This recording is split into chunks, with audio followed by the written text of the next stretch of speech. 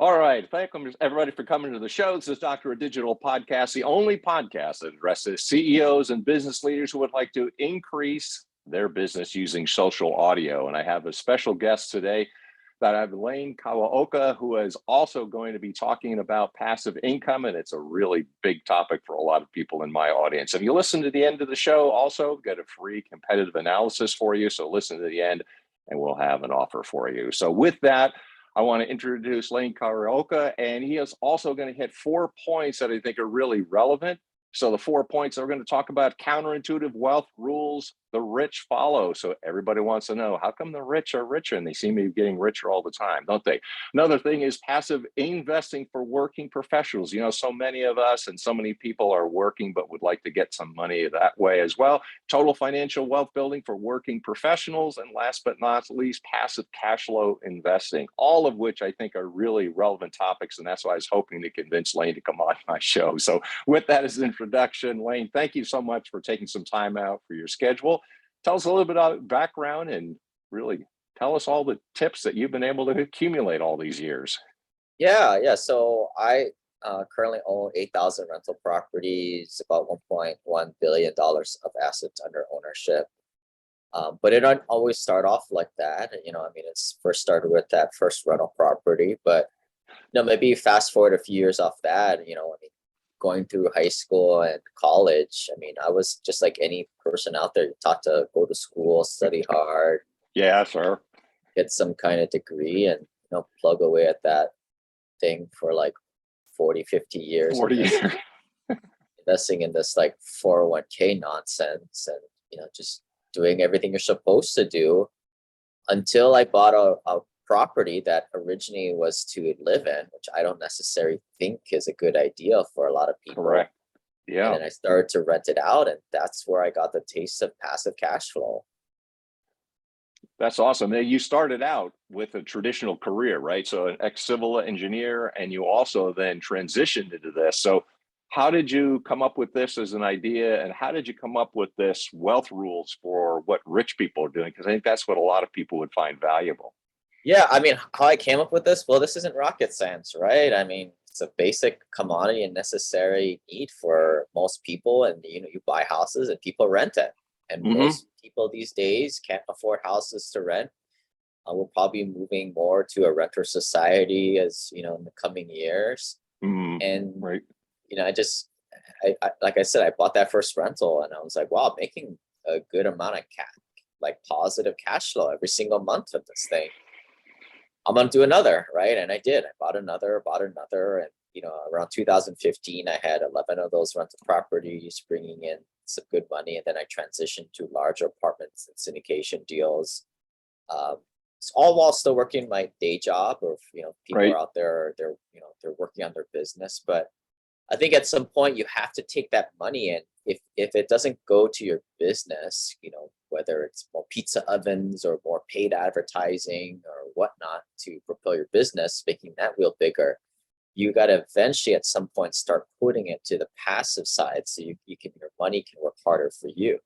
Once you get your net worth to a couple million plus, talking in theory here for now, your money should be able to be growing fast enough where you could just eat the cash flow or the dividends, if you will, and you never really have to eat at that pile of cash that you built up. Well, let me say, play devil's advocate a little bit, because I think people listening and people are doing what you're saying. They're busy and they're working. So how do you address then that working professional who says, yeah, I'd love to be doing this and I'd love to make a whole lot of money, but I'm working, and how do I find the time and the ability to go out and research and do the things that are needed to be done? Well, then don't do it, man. Just keep working until you're creating old. And that's what society wants you to do, right? And pay a lot of taxes. Or you could come over to the websites of Passive Cash Flow, check out the podcast. It doesn't take that much effort. Jeez, right? Like, put a little freaking effort into this. It's not rocket science to buy a rental property, or go into a syndication deal and invest your money, right? You don't need a whole lot of time or energy. you need money, of course, right? Like we're not Yeah. talking about flipping houses, all this wholesaling houses that guys without money need to do because they got no cash. When you're a passive investor, it's more of like how to be time efficient with your time and to invest your money wisely into things like real estate, which are hard assets that produce monthly cash flow. And how do you find these things? Because that was one of the things I said, and I thought about, like, how do you find those properties? Again, it's the busy person. So, I mean, I agree with your point. If you're too busy, then forget it. But how do you Yeah. find the right market? Yeah. So here's the thing, right? Like, I mean, we used to educate and train people how to buy little rental properties. What I realized over the years, and as myself became an accredited investor myself, is that when your net worth goes over $1 million, you definitely don't want to own little rental properties directly. And I'm going to drill into that keyword directly, right? You don't want to be the landlord. You don't even want to have a property manager between you because it's not scalable. Like when I had 11 rental properties, then you're going to have eviction or two every year. You're going to have some big catastrophe that happens every quarter with 11 rental properties. It's kind of like, having 11 sons, at some point you're going to have one of them go to jail at some point. Sure. Like how positive. I mean, it's a numbers game. It's like a numbers game. Yeah. Numbers game. And you're going to realize like you got all the debt in your own personal name, all that legal liability. It's a headache. And this is where like my journey, I've joined different groups, got around other high net worth accredited investors, and they all say the same things. They all kind of do the same things tax wise too. But one of those is they invest as a passive investor, an LP partner in larger syndication deals, right? Where a syndication will go and buy a 200, 500 unit apartment complex, and passive investors will be able to come in for a small portion and diversify over many, many projects and build their portfolio that way. They still own real estate at the end of the day, but in a different, more indirect type of format, right? Yeah, because I can see the time commitment, like you're saying, and it's great to flip houses, but I mean, a person like me, I have no skills for it, and then I don't also run and put that much time into it. So that way, what you're doing is you're coming in as an investor with other people because that's where the cash comes in. You need people who can invest and get the money. So how do you build wealth, let's say, for a working professional to keep that theme going? Let's say, your average person is listening here and they are working, they're doing the 9 to 5 gig, but then they would like to be able to build their financial wealth while they're working. What kinds of things would you recommend? What should they do? Well, it all comes down to what are they net at the end of the year, right? Income minus expenses. If they're under like $25,000, $30,000, well, they got a money problem. I can't help out with that. My only guidance there is go make more money. I don't know, right? But the people I work with, they save over 25, certainly over $50,000 a year. And at that point, the next rung is, well, where's your net worth at? I would say if your net worth is under $250,000, $500,000, you may have to go and buy those kind of a pain in the butt little rental properties. That's what I did from 2007 to 2015. I just bought little rental property after little rental property, and eventually my net worth, went up, and I became an accredited investor. But if you're somebody out there that has a successful business, and you've kind of gotten your business up to a certain scale where you don't really need to put in any, you don't need to put in any big dollars into your business. Well, then excess dollars and maybe cash flow from your successful business can be going into passive investing at that point. Certainly as you become more of an accredited investor. And accredited investor is defined, people can look it up as somebody who has a net worth of $1 million or more, or they make above $250,000 a year, $250,000 a year. And at that point, from my opinion and from what I see from other high net worth people out there, it's getting into the game of finding these private country club deals that are syndicated. So I think one of the other things that you're kind of alluding to is just really building a network anyway, right? So you got a lot of people who are sort of like, they're afraid to talk and they're afraid to get out there. But I mean, there's a certain amount of just basic networking And, it's kind of like they say in real estate, there's only three laws, like, or three rules: location, location, location. Same thing with building a network. There's only three things you need to do, which is network, network, network. Find those people and get out there. And that's what you would say. So if you have a cash amount or an amount that you would say, this is a person who is ready to start investing with you, what could you identify, and how would a person go about finding the people that you're describing? Yeah, I mean, yeah, you got to network, you got to get out there, but the problem is like there's not many places to find these types of people. You're trying to find other accredited investors, and where are they investing in? And some of the worst places to go is like the local real estate club, or a lot of the free online groups out there, right? Because a lot of these groups are filled with people who are broke, people who think house flipping and wholesaling houses. I mean, they hear real estate is a great way to get rich. They do. You're not going to find the people who have 20, 50 grand to rub together, right? Like they just don't. You're just not in that group of people. And it's also not on the other side. It's not on the country clubs either, because the country clubs are just people who have high paid executive salaries investing in traditional investments such as the financial planner, 401k stuff, and or they're trust fund kids that don't really invest their money, more interested in spending it. And this is where we've kind of built a community of accredited passive investors that invest in more blue collar type of boring investments, where it is backed by real estate and there's a prudent business plan behind it, and it's cash flowing from the start, not some kind of crazy venture capital idea. So that's what I would say, like, key in on the people that you're hanging out with. I mean, just like in the entrepreneur world, I mean, there are a lot of just random networking events out there. To me, it's kind of a waste of time, right? Like, you want to be interacting with successful people on your level. If you're not on that level yet, well, you need to kind of work on your business a little bit. But if you are showing revenue in your business of even 5 figures a month, or even like $1,000 a month, for goodness sake, you got to find people that are showing those signs of success. And unfortunately, it's hard to determine the groups that are, just fake it till you make it people, or people who are showing some signs of success. So do you have some suggestions or places that you would find, or what have you done, or what would you find a person who is thinking and they haven't been able to come up with that passive plan yet? Could you give them some steps and walk them through that so they get an idea of what you would recommend and advice you would provide? Yeah, I mean, I would say get educated first, right? Even if you some chance found sat at a table with 4 or 5 other accredited investors investing in these types of investments, if you haven't got your knowledge level up to par, you're not going to be able to speak the lingo, and you'll just repel those networks and relationships. So, that's what we kind of built Simple Passive Cash Flow as a free resource for people to kind of go through and get educated.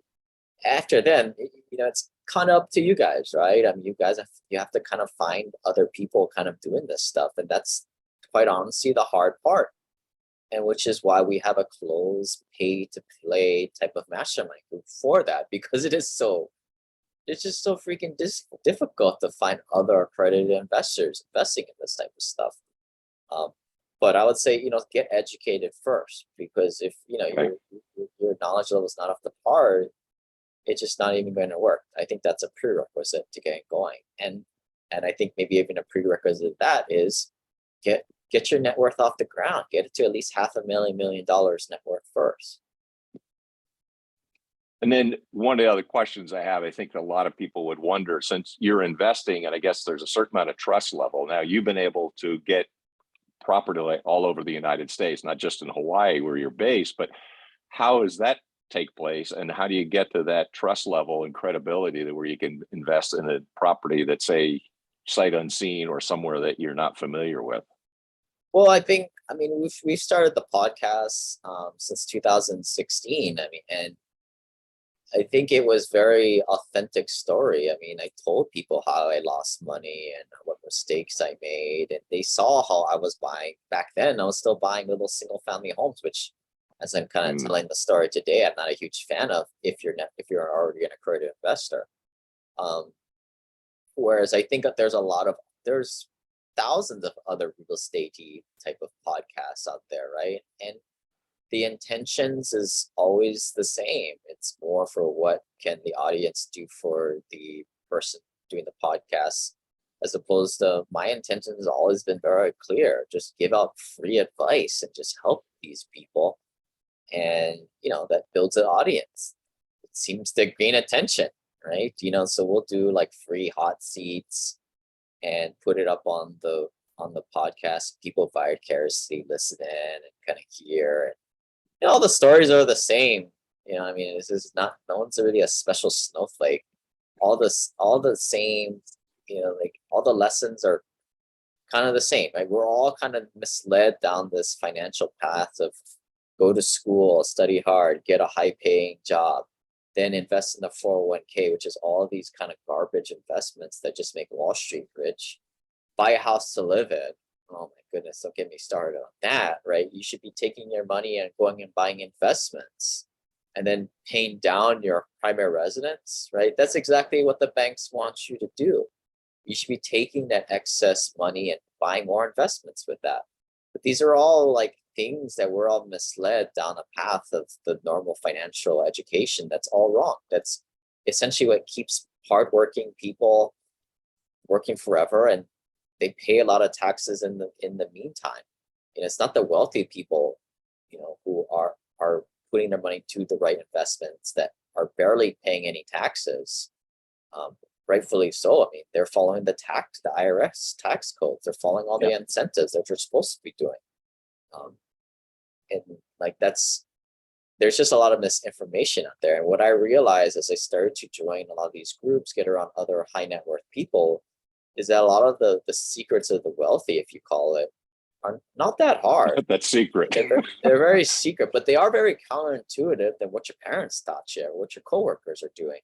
And that's what I kind of set out to put out, on the Simple Passive Cash Flow podcast, is just, well, let's just clear the air. Let's just get rid of all these preconceived notions and let's let the numbers and facts, kind of show what's really the right way to do it. You guys decide, I'm not your financial planner.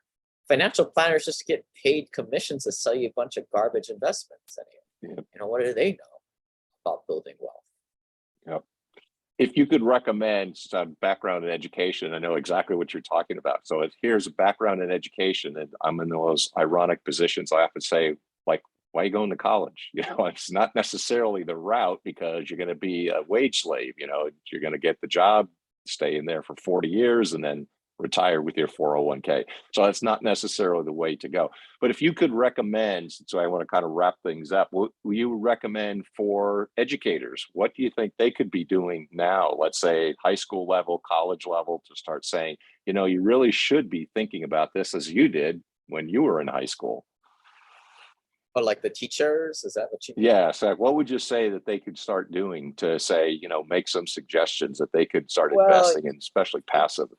It's not their job, right? The educators, they don't have money. Why would you take financial advice from somebody who's not financially free? Unfortunately, that's how we all do.